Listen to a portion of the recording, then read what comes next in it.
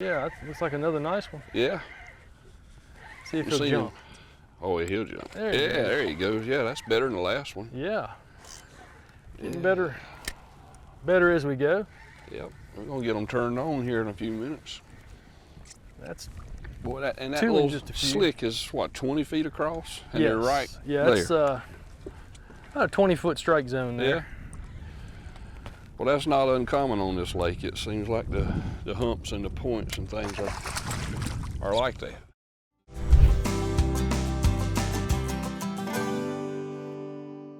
Grady White Boats' reputation for designing ruggedly elegant fishing boats is legendary. Our attention to quality, detail, and customer service is unmatched. From our Fisherman 180 and Coastal Explorers series to the unrivaled Canyon 456, you'll find no boat that rides better and offers more fishing amenities. Go ahead, experience fishing at its best. Get the Grady.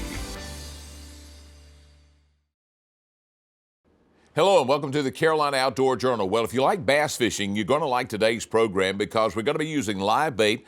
Today's guide is Greg Griffin. That's right, Captain Greg Griffin, who specializes in catching largemouth bass, not only at Sharon Harris, but on Jordan Lake, Falls Lake, the lakes that surround the Triangle area, Raleigh area of central North Carolina.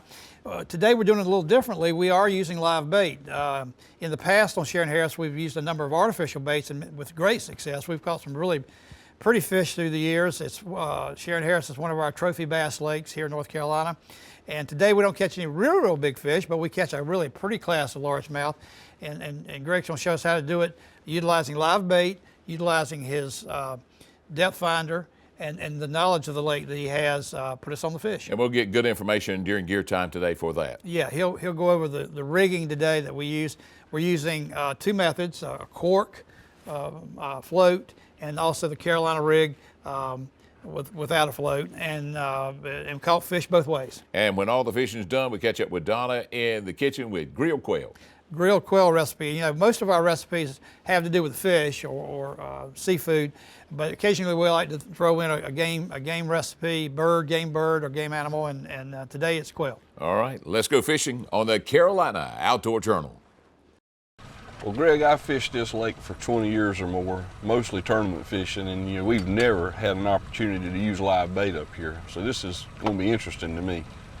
Yeah, it should be a lot of fun. It's something different, and if you've never done it before, it's quite the experience. Yeah, well, we've never used live bait, and just the last week of October, we've picked a really good day, man. It's like 70 degrees, hardly any wind, just enough, to keep the water moving a little bit. But this is going to be good. Yeah, it's perfect conditions today. We're very, very fortunate. Yeah.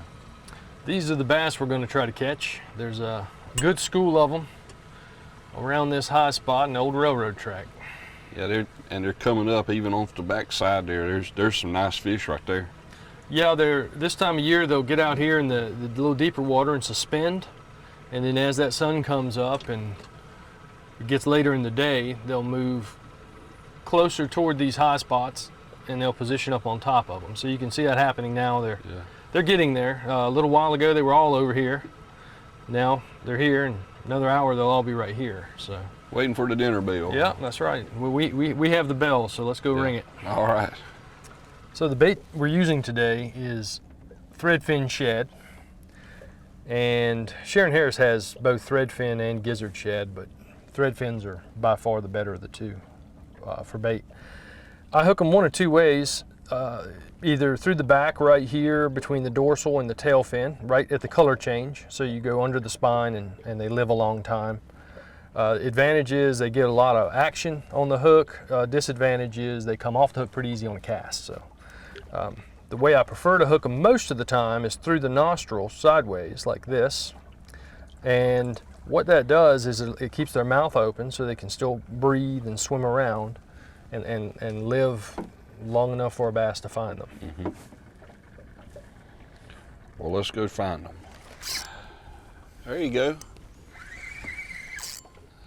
Live bait bass. Yeah, it's a pretty fish. Yeah. It's a nice one. Yeah. There's double. Yeah.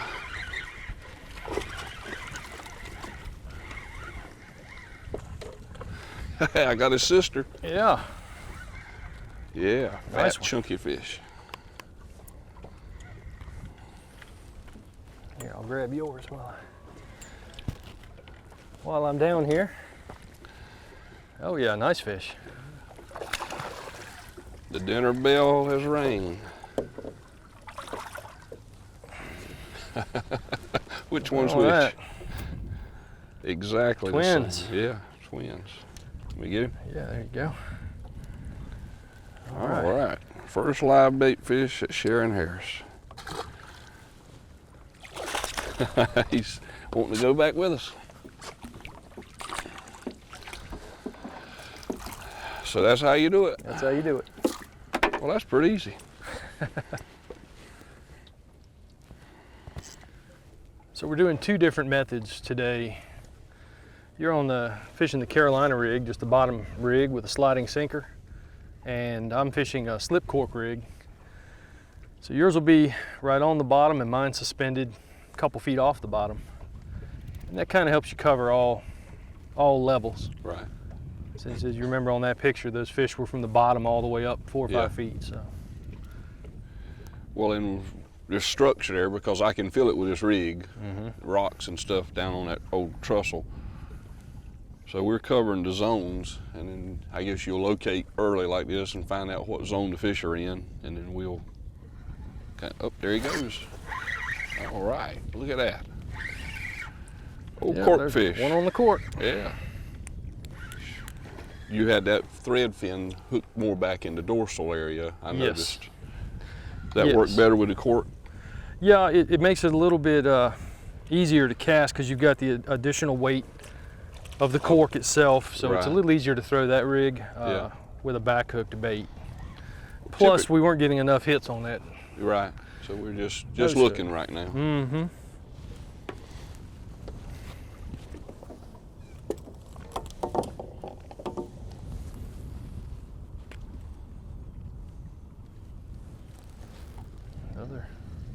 Another nice little slot fish. So we moved over to a different spot that's a little more conducive to float fishing.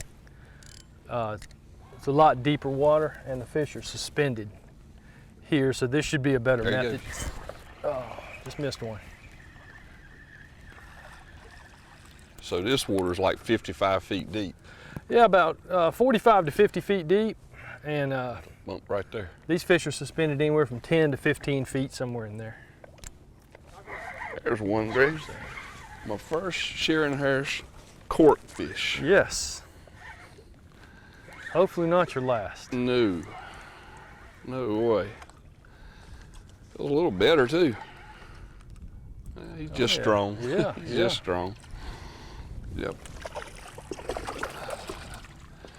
There are strong, healthy fish. A little guy. But he went on that shad. Yeah, he hit it like he was hungry. They were fat and pretty. Let's try that again.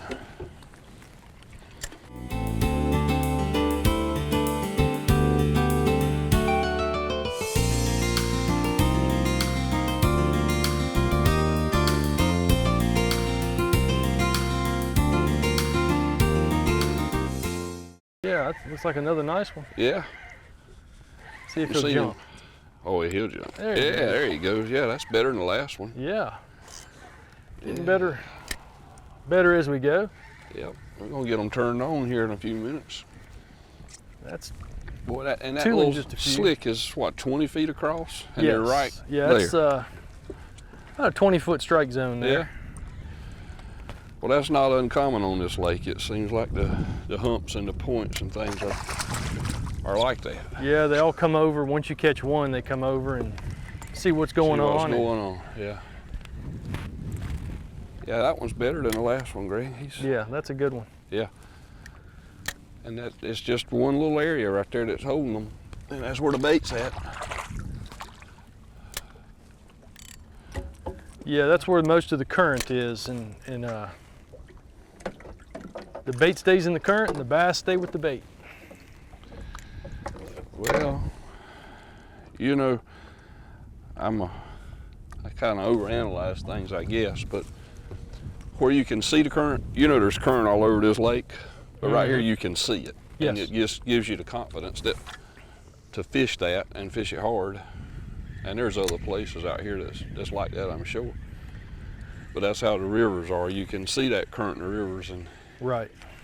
and target in on a key area. Yeah, it makes it easier when the wind's not blowing. And we got lucky today. We don't have to deal with that strong wind. Yeah. So. I think I'm going to adjust my cast. Yeah, it's right there, I tell you. Yeah. It's It seems like just a second ago you said, there's my first slip float fish. And yeah. Yeah, they're right in that. now right it seems there. like a month ago. Yeah, if you miss that spot, it's like they won't bite, but they are keyed in, and they're not killing it now. They're just taking it. Yeah, just kind of inhaling it. Yeah. Yeah, and they are just all good, solid, fat, healthy fish.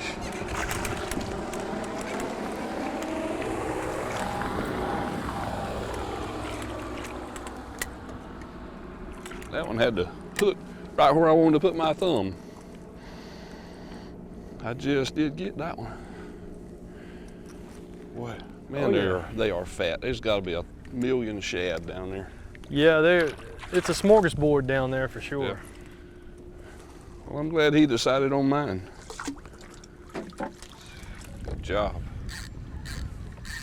That one's pulling a little bit.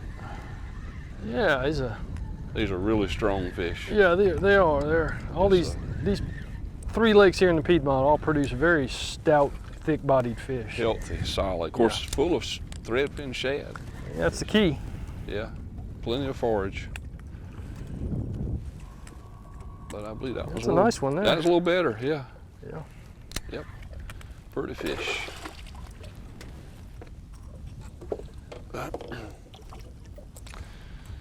Hard to beat old live bait offering too. Yeah, that's a. Yep. Still in the slot. Yep, another slot fish. No keepers. Not yet.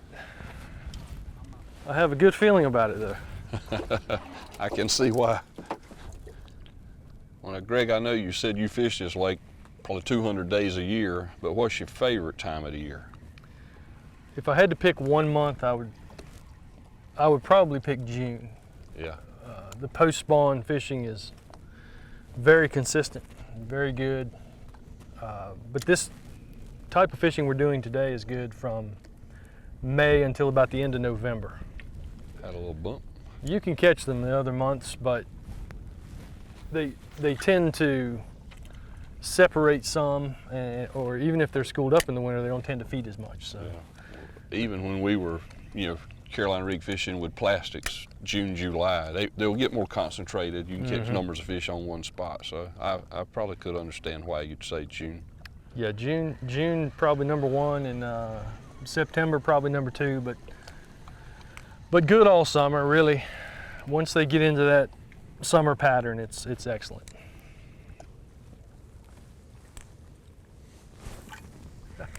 Yeah, I thought I had another crappie. They're still suspended. They just grabbed a bait and will hold on to it there. Yep, he didn't hit it very hard. No, he didn't. But we had caught a couple of crappie, and I thought, well, there's another crappie bite, so I didn't really hit that fish too hard. That's what I thought it was for sure. Yeah, I think that's bass. Yeah, white perch, bass, all mixed up together here. Of course, if it's a white perch, I probably got the state record.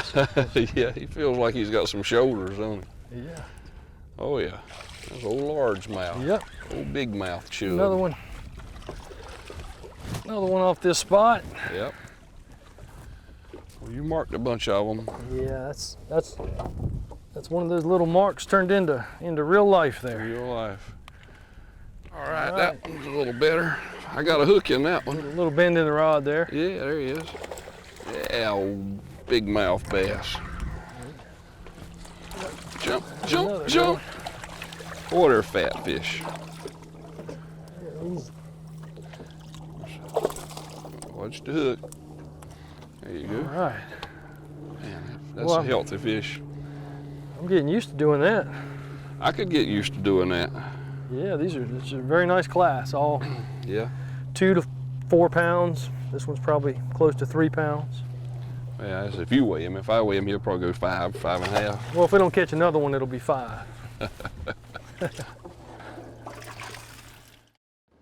Joe, there's no question Greg has a good knowledge of that lake. Yeah, that plays into it, no question. Anywhere we fish, when having local knowledge and expertise on how to do it makes my job a lot easier in the field. And of course, that day you saw we had a really pretty day to do it. The lake, anytime you fish any lake or any body of water for that matter, if you don't have a wind factor to play with or deal with, it makes for a better day. But his knowledge of the lake and utilizing that the new technology, that we've gotten over the years through the depth finders that we have on boats now, put us on the fish. And then using live bait, it's hard for a bass to turn down. All right, let's find out more. Let's go to gear time.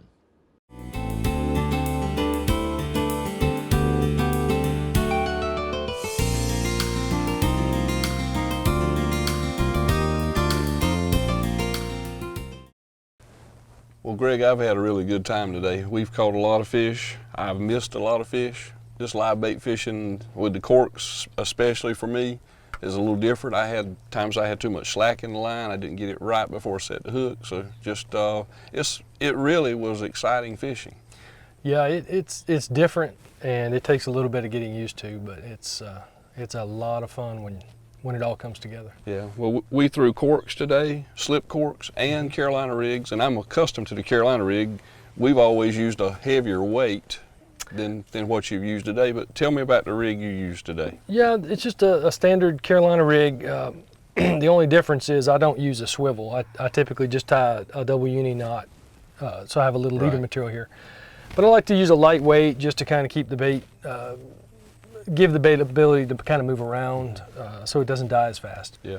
And with the corks, same thing. I use a ½ ounce on those for the same reasons, and also you just want to use enough to get the cork to stand up. Yeah. Well, the slip cork, you can go from no water to 14, 15, 16 feet of water by adjusting the stopper there. Right. So, you just move it up and down, and today 13, 14 feet was the magic number. Right. And it rarely changes much in the Piedmont, but sometimes you have to go a little deeper. Yeah. How about your rods and reels? A 7-foot medium action rod, medium heavy action rod's ideal. These TFOs are fantastic for this. The reels, 2000 to a 3000 series reel, these pens do a great job. Good little combo here. Yeah. They don't overpower the bass, but they give you enough.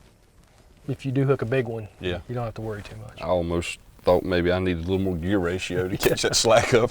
But Yeah, it just comes with time and when to, getting used to it. yeah, if you don't pay attention, the wind will have a big bow in your line, and Yeah, that's you true. got to tighten that up. How about the bait? Now we use thread fin shad today. Is that right? Yeah, today we use thread fins, which I typically do on this lake. There are thread Yeah. fins and gizzards, but these are far superior. They don't get as big. They live better in the tank, and they just flat out catch bass and everything else that swims in there. Well, we caught everything: catfish, white perch, crappie, bass, and all. Yeah, So, yeah, it was a lot of fun. Yeah, it was. Do you notice the bigger fish come on bigger baits or not?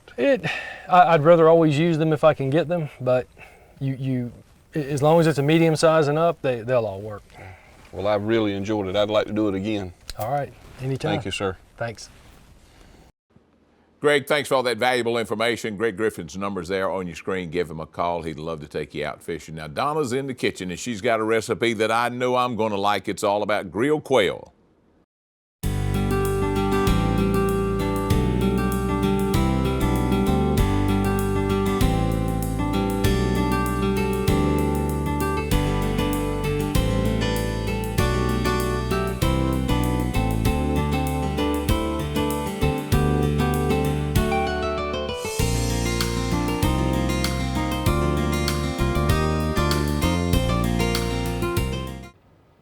Today in the kitchen we're making a grilled quail with an herb brine. This is a really cool, brining is really popular. You can do wet brines or dry brines, and this is kind of like a dry rub like you would do for a rib, I think. So what we're going to do is we're going to start out in our mini little food processor, or you can use your blender if you have whichever one you like to use. We're going to add 3 tablespoons of salt. We're going to add some black ground pepper, some onion powder, and some garlic powder. Then we're going to add in some fresh parsley that's just chopped a little bit. It'll help chop it a little quicker. And then some fresh thyme. And to use your thyme, it comes like this. It's a little, has these little leaves, and that's what you want. So what you do is you take your hand and you just kind of strip it off and put it in there. So you don't want the stem in there like I've gotten in here. So you just want to pull it off like that. So we're going to put some fresh thyme. This is going to give some really great flavors. So we're going to put our lid on and just give it a pulse until it's all mixed together and chopped up. So good enough for purposes right now. So we're going to take that off. We're going to take this off our base. Maybe, maybe not. We're just going to use it right there. So then what we're going to do is we have our mixture here in our food processor. We're going to take our quail, and what I've done is I've taken out the backbone of my quail. So I'm going to turn it over so that it's breast side down, and I'm going to take my shears, my kitchen shears or my kitchen scissors, and I'm just going to cut along the backbone. And that way these lay out flat, and when you're grilling them, they'll grill a little bit more evenly. So we're just going to cut along the backbone of your quail, just like that. And then you're going to lay it down with your breast up, and you're just going to press it with your hand, and you'll kind of hear it flatten out. And then we're going to take our brine, and we're going to sprinkle it over this. We're going to let this sit in our fridge for 12 to 24 hours. So this is something you could do ahead of time. And I like to cover mine with with a lid, and that's what it looks like inside your container after it's brined overnight. Then just spray it with a little non-stick spray, place it on your grill, and grill it up, and you're ready to go. Quick and easy, and it's got some great flavor to it. So I hope you enjoy the grilled quail, and I look forward to seeing you next time here on Simple Cooking.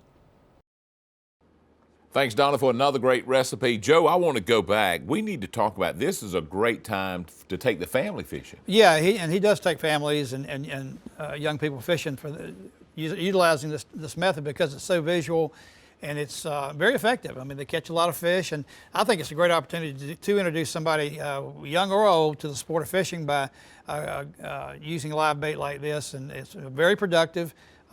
Greg spent a lot of time on not only Sharon Harris, but Jordan and Falls Lake here in the Triangle, and knows them well. And if you've never fished before, give them a call, because it is a good opportunity to get out on the water, catch one of the more favorable freshwater fishing we got here in North Carolina, largemouth bass. He also takes you fishing for white perch and crappie or crappie on the lakes too. All these lakes have good populations of both. So if you've never done it, give them a call and go have some fun. For me, it'll always be crappie.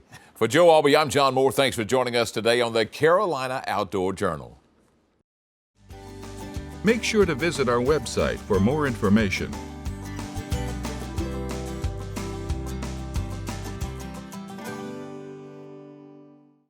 Grady White boats are known for uncompromising quality through exceptional attention to detail. On every model, from 18 to 45 feet, we incorporate exclusive features and quality components that you won't find on any other boat brands.